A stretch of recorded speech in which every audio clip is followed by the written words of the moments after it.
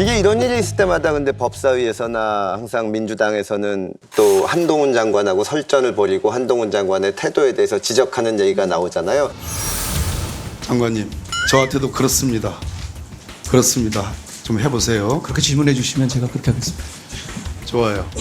장관의 시행령으로 원상 회복한 수사권 중에 왜 직권남용이나 허위공문서 작성이나 일부 선거법 위반 범죄는 왜 얘기 안 하십니까? 부정부패인 선거법 위반을 수사하면 안 됩니까? 왜 안 됩니까? 역시 질문에 질문으로 답을 하시네. 아니요, 좋아요. 전 자, 그러면 답입니다.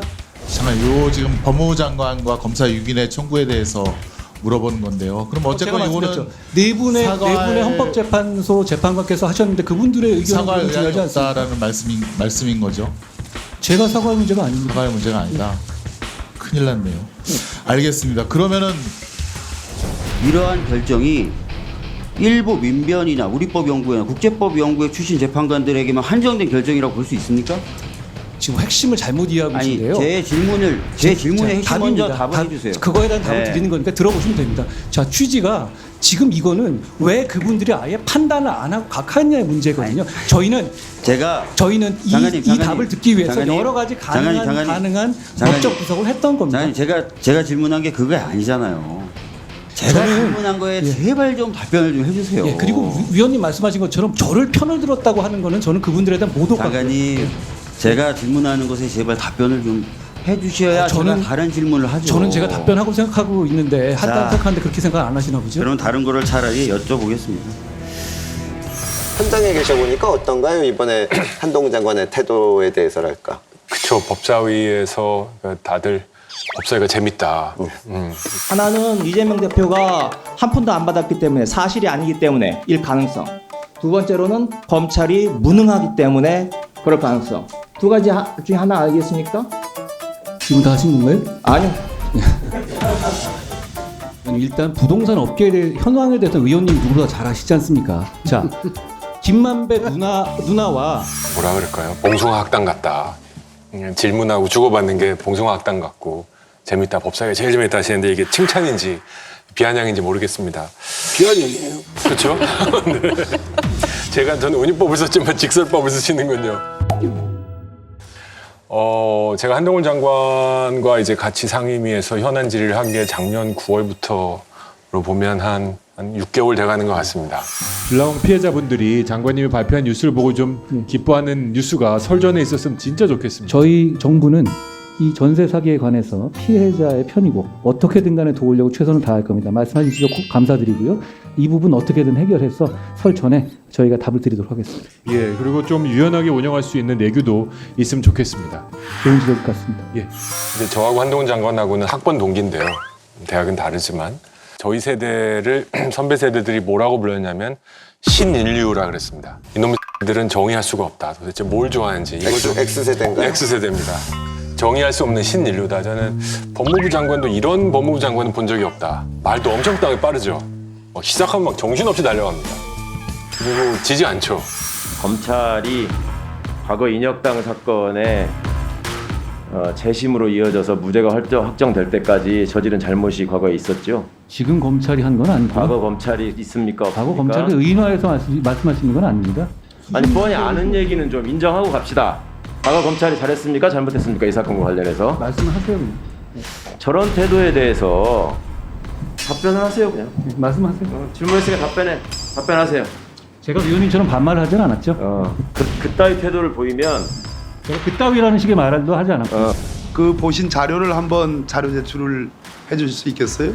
제가 인터넷에서 본 자료여가지고 제가 갖고 있는 지나갔어요, 자료는 그냥? 아닙니다. 근데 지금 한번 구글 해보시면 지금도 있을 것 같은데. 아이, 영어를 잘하시는 장관님이야 구글링해서 금방 보겠지만 위원님. 그거 액세스하는데 위원님. 굉장히 어렵습니다. 위원님 한국말 자료입니다. 한국말로 된 자료. 예. 과연 현안 질의 법사위 또는 국회의 그 모습에 가장 이상적인 모습인가 하는 질문은 항상 듭니다. 근데 결국 이걸 누가 시작했냐? 약간 저는 민주당 의원님들이 약간 한동훈 콤플렉스가 있는 게 아닌가 하는 생각도 듭니다. 근데 이제 뭐 법사위원이시니까 내가 선배로서 저도 법사위에 있었고 또 지켜보면 좀 가관입니다. 그리고 도대체 아니 법사위가 언제부터 저렇게 뭐 황폐화가 되고 금태섭 의원 때도 저 땐 좋았죠. 저 나가고부터 지금 그렇게 됐어요. 그 전에 제가 들어간 것 같은데. 아니 근데 진짜 그거는 국회의원들도 또 장관도 진짜 자성을 해야 돼요. 장관도 그 한동훈 장관도 국무위원 장관이 자리가 막 군림하는 자리가 아니에요. 그리고 장관은 국회의원들이 국민을 대표해서 묻는 질의, 지적에 듣고 자신이 그거에 대해서 할 말이 있으면 소금소금 얘기하면 될 일이에요. 대체로 그분의 말투를 보니까 반문하는 게 많더라고. 반문하는 게. 근데 어디 장관이 다 반문을 합니까? 그건 동의하지 않습니다. 저는. 한번 반문할 수 있고요. 아니 반문을 해도 그 우문에 현답할 수 있다 생각합니다. 지금처럼 저기 제발 끝까지 듣고 좀 뭐냐면 우문해주게 하는 게 아니라 그게 습관이 됐다는 거예요. 사람들이 처음에는 아주 생기발랄하네 이렇게 받아들이다가 지금은 아주 짜증나는 거예요. 그 어투가. 그 스타일에 대한 얘기는 좀 거기 불편해하는 내가 꼰대가 아닌가 하는 좀 점검이 좀 필요할 것 같고 저는 그게 그렇게 큰 문제 같지는 않고요. 이번에도 그 시행령을 고쳐야 된다는 민주당 의원들의 말에 수긍을 하지 않잖아요. 근데 수긍을 하지 않는 논리가 영 매끄럽지는 않았는데 저는 그걸 보고 무슨 생각을 했냐면 민주당 분들에게 검수완박의 문제를 먼저 지적을 하면 그분들이 이번에 하는 얘기가 뭐냐면 우리 이미 선거로 저 국민들한테 판정받았다, 심판받았다 이래요. 그러니까 정치적인 문제라는 거죠. 법을 고칠 이유가 없이. 그것을 한동훈 장관은 저는 딱 그렇게 행동하고 있는 것 같아요. 그 말에. 그러니까 무슨 얘기냐면 지금 굉장히 그 감성적인 언어를 쓰면서 국민들한테 이 얘기를 계속 전달하고 있는 거죠. 조직폭력배들은 뭐 전국구도 있지만 지역에 많이 있지 않습니까? 과거에는 검찰이 경찰에 대한 수사를 지휘하는 관계였기 때문에 그것이 거의 뭐 그 흐름 자체에 지장이 없었는데 수사권 조정 이후에 서로 간에 별개의 수사체로 가다 보니까 서로 정보 교류가 잘 안 되고 있는 부분도 있고요.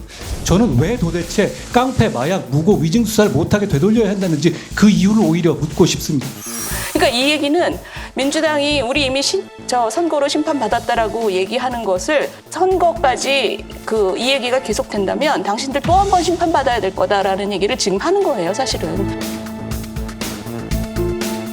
저는 선배 의원님의 말씀에 저는 귀 기울여 듣습니다. 다만 호통치는 국회의원, 소리 지르는 국회의원, 그 앞에서 쩔쩔매는 장관, 국무위원, 이 시대는 끝났다고 생각합니다.